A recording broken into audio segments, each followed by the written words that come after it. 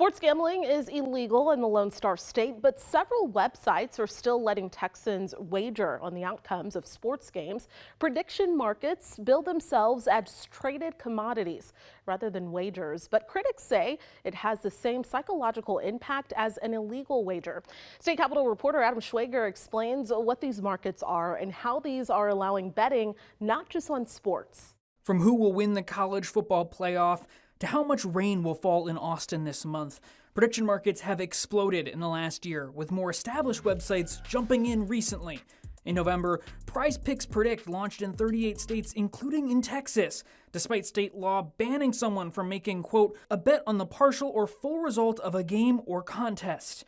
Some forms of sports wagering, called daily fantasy, has been legal in Texas for years, billed as a skill game, despite Attorney General Ken Paxton issuing an opinion in 2016 arguing daily fantasy is a form of gambling. However, those wagers required users to make a series of correct predictions on player stats, while these new markets allow people to wager on direct game outcomes. In addition to sports markets, Texans can also put money on other predictions, like who will win the Texas Senate primaries. Rice professor and pollster Mark Jones says while these markets can help point to the likely winner, it's best as one piece of a larger puzzle. Public opinion polls are one source, past election results are another source, and then if you have this third source of these political markets. Jones has released multiple polls about the Senate primary, including forecasting Jasmine Crockett as the frontrunner back when one betting app had her at less than a 5% chance to win. Given the lack of total bets on smaller races, Jones says larger bettors may bias the market. What happens if one single person ends up putting down 100,000 that Talarico is going to win by 10? That's going to move that market and move the prediction notably, even though that's simply one person's gut instinct, perhaps.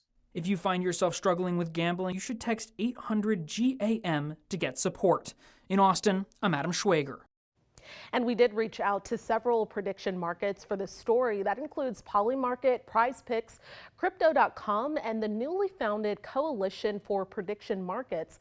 None responded to our requests for an interview.